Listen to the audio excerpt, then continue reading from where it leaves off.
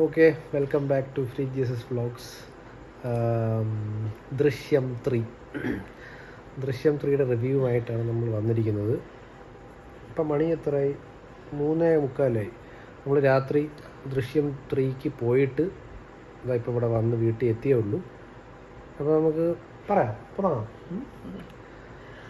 തുടങ്ങിക്കോ. എന്താ ഒന്നും പറയാനില്ല ഗൈസ്. അതായത് ദൃശ്യം 1, 2, 3. 1 is always the best. 2 was good. ഇത് വേറെ മാതിരി അല്ലേ? ടു ഗുഡ് എന്ന് വെച്ചാൽ ഈ സിനിമ കണ്ടിട്ട് എനിക്കിങ്ങനെ ഓൾറെഡി ഞാൻ മോഹൻലാൽ ഫാനാണ്. ഇത് കണ്ടിട്ട് കുറച്ചും കൂടെ ലൈക്ക് എൻ്റെ മറ്റേ മുടിയൊക്കെ എണീറ്റ് സോ ഗുഡ്. ഒരുപാട് നമ്മളിങ്ങനെ പ്രതീക്ഷ തന്ന് നിങ്ങൾ അവസാനം പോയി കണ്ട അയ്യേ എന്ന് പറയാൻ അങ്ങനെയൊന്നും അല്ല. അതൊന്നും നമ്മളിപ്പോൾ ചിന്തിക്കണ പോലുമില്ല. കാരണം നമുക്കതൊന്നും ചിന്തിക്കാനുള്ള മൈൻഡ് ഇല്ല. കാരണം നിങ്ങൾക്കൊന്നും പ്രതീക്ഷിക്കാൻ പോലും പറ്റൂല. അങ്ങനെയാണ് എടുത്തു വെച്ചിരിക്കുന്നത്. ലൈക്ക് ഇങ്ങനെ സ്പോയിലർ അലേർട്ട് അങ്ങനെയൊന്നും ഇല്ല. ആർക്കും സ്പോയിലർ പറഞ്ഞു തരാനും പറ്റൂല. അത്ര സിനിമയുടെ അവസാനം ഒരു സിനിമ കണ്ടുകൊണ്ടിരിക്കുകയാണ്. എന്നിട്ട് സിനിമയുടെ ലാസ്റ്റ് ക്ലൈമാക്സിൽ കൊണ്ടൊരു ട്വിസ്റ്റ്. അങ്ങനെ മാത്രമല്ല, ഇത് സിനിമയുടെ തുടക്കം മുതൽ അവസാനം വരെ ഇങ്ങനെ വളഞ്ഞാടിരുന്നത്.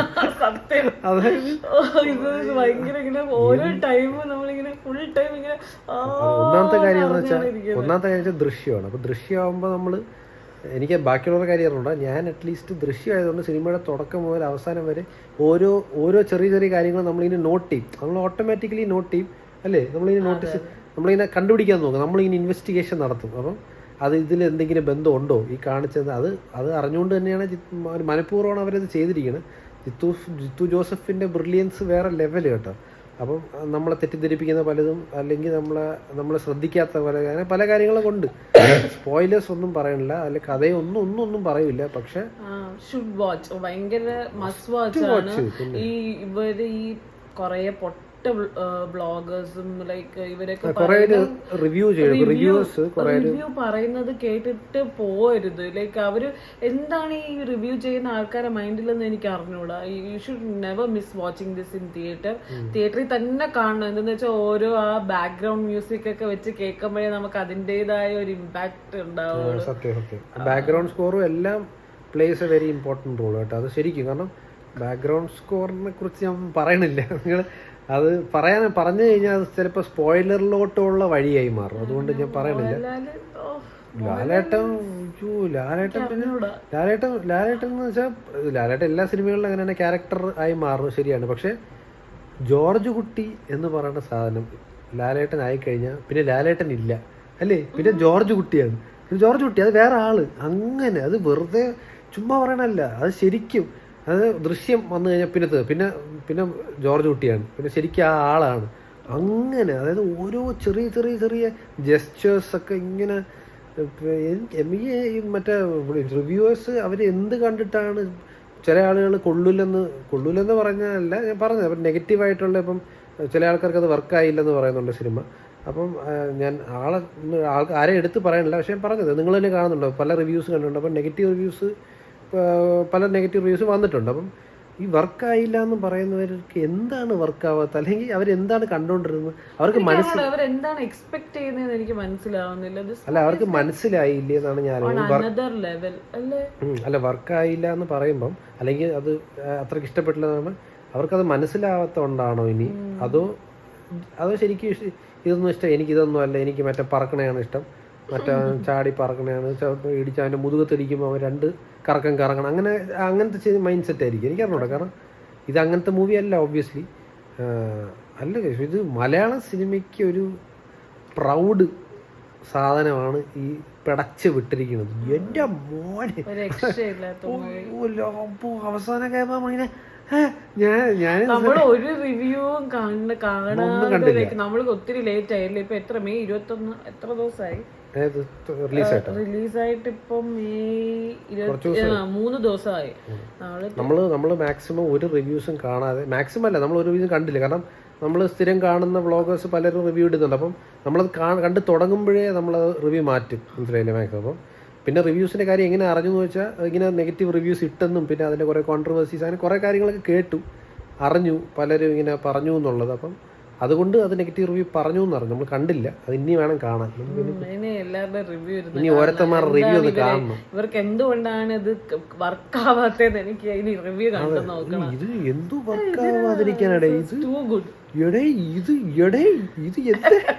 എന്തേടേ എന്ന് വെച്ചാ ലാലേട്ടൻ ജീവിക്കുകയാണ്. ഓക്കെ, അതൊന്ന്. പിന്നെ അതെ, സത്യം അതാണ്. എല്ലാവരും അവരവരുടെ റോള് നല്ല സൂപ്പറായിട്ട് കൊള്ളൂല പൊട്ടയായിട്ട് അഭിനയിച്ചെന്ന് പറയാൻ ആരില്ല. ഒരാളുണ്ട്, അത് പറയണ്ട, അതൊരു സ്പോയിലറാകും പിന്നെ. അതുകൊണ്ട് ആ സിനിമ കാണുമ്പോൾ നമുക്ക് മനസ്സിലാവും. പക്ഷേ മെയിൻ ക്യാരക്ടേഴ്സ്, നമ്മൾ പൊതുവെയുള്ള ക്യാരക്ടേഴ്സൊക്കെ എല്ലാവരും നല്ല കിടിലുമായിട്ട് അഭിനയിച്ചിരിക്കണം അല്ലേ? ഓരോരുത്തരും പറയാനും എല്ലാവരും കിടിലുമായിട്ട് അഭിനയിക്കും. ലാലേട്ടൻ വേറെ മാതിരി എന്ന് വെച്ചാൽ ആ വണ്ണെന്നുള്ള ട്രാൻസിഷൻ ഇപ്പോൾ ഇവിടെ വരെ എത്തി എന്ന് വെച്ചാൽ അല്ലേ, ഫുൾ എന്ന് വെച്ചാൽ ഓരോ ചെറിയ ലാലേട്ടൻ്റെ ആ മൂമെൻറ്റ്സും എല്ലാം ഉണ്ട്. ഫുൾ ടൈം ഇങ്ങനെ നമ്മൾ പറയാം, ഒരു സിനിമ ഫുൾ ഇങ്ങനെ അഭിനയിച്ചുകൊണ്ടിരിക്കുക ത്രൂ ഔട്ട്. അതാണ് എന്താണ് പറഞ്ഞു, ഇത് ഹൈപ്പ് കൂട്ടുന്നതല്ല ഗൈസ്, ഇത് പറയാതിരിക്കുന്നത്. കാരണം ഒന്നാമത്തെ കാര്യം, നമ്മൾ സിനിമ തുടങ്ങിയ നേരം പോലെ അവസാനം വരെ നമ്മളിങ്ങനെ മുൾമുനയെ നിൽക്കും പോലെ സസ്പെൻസ് അല്ല, ഒരു ടൈപ്പ് സാധനമാണ്. ഒരു പ്രാവശ്യം പോലും നിങ്ങൾക്ക് അതിങ്ങനെ യു വോണ്ട് ഫീൽ ബോർ അടിക്കൂല. ഫുൾ ടൈം നിങ്ങൾ ഇൻടു ദ മൂവി ആയിരിക്കും. ലൈക്ക് മീൻസ് ആ തുടക്കം മുതൽ അവസാനം വരെ നമ്മൾ ആ മൂവിയിൽ മാത്രമേ കാണത്തുള്ളൂ. ഐ ഡോണ്ട് നോ, നമ്മൾ ദൃശ്യം ആയതുകൊണ്ടാണോ അങ്ങനെയെന്ന് എനിക്ക് അറിഞ്ഞൂടാ. പക്ഷെ അങ്ങനെയാണ്, അത് നമ്മൾ ഫുള്ളി എൻഗേജ്ഡ് ആയിട്ട്. ഈവൻ സെക്കൻഡിൽ നമുക്ക് ചില സമയത്തൊന്നും നമ്മൾ ഓക്കെ ആയിരുന്നു. പക്ഷെ ഇത് സ്ത്രീ എന്ന് വെച്ചാൽ സെക്കൻഡ് പിന്നെയും ഒരു ദൃശ്യത്തിലോട്ട് കുറച്ചൊന്നൊരു ബ്രീതർ മൂവി ആയിരുന്നു. അത്രയ്ക്ക് ദൃശ്യം 1-ന്റെ അത്രയും ഇതെല്ലാം ഉള്ളായിരുന്നു. പക്ഷെ ദൃശ്യം 1-ന്റെ അത്രയും ഒരു എഫക്റ്റ് ഇല്ലായിരുന്നു 2-ല്. എനിക്ക് പേഴ്സണലി അങ്ങനെ തോന്നിയത്.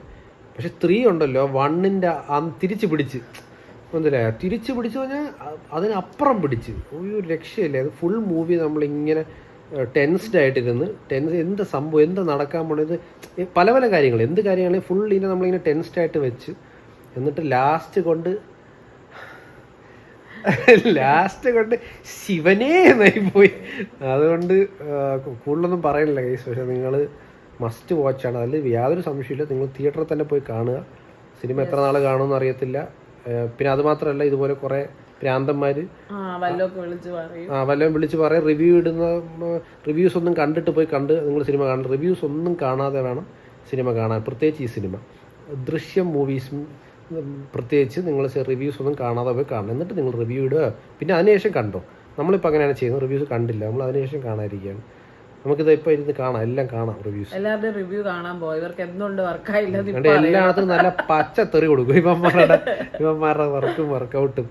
എന്തായാലും കൈസ് ഒന്നും പറയാനില്ല, അടിപൊളി മൂവി. പ്രതീക്ഷിച്ച പോലെ തന്നെ ദൃശ്യം 3 ദൃശ്യത്തിൻ്റെ ആ ഒരു അന്തസ് അതുപോലെ മെയിൻറ്റെയിൻ ചെയ്തിട്ടുണ്ട്. പൊളി പടം, സൂപ്പർ പടം. The whole movie was very ഭയങ്കര എൻഗേജിങ് ആയിരുന്നു, ഭയങ്കര ഇൻട്രസ്റ്റിംഗ് ആണ്. കിടിലം പടം, സൂപ്പർ പടം. ലാലേട്ടൻ ഒന്നും പറയാനില്ല, ഹാറ്റ്സ് ഓഫ് ലാലേട്ടൻ. ആസ് യൂഷ്വൽ ലാലേട്ടൻ സൂപ്പർ. അപ്പം അത്രേ ഉള്ളൂ ഗൈസ്. അപ്പം നമ്മൾ ഭയങ്കര ഹാപ്പിയാണ്. അതായത് മൂവി കണ്ടിട്ട് ഇങ്ങനെ ഭയങ്കര സത്യം നമ്മൾ സ്പെൻഡ് ചെയ്ത ടിക്കറ്റിൻ്റെ കാശും പിന്നെ പോയി കണ്ടിരുന്ന ആ സമയവും ടോട്ടലി വർത്തിട്ടായിരുന്നു.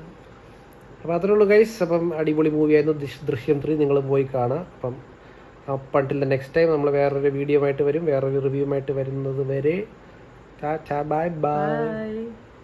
പൊത്തിക്കോ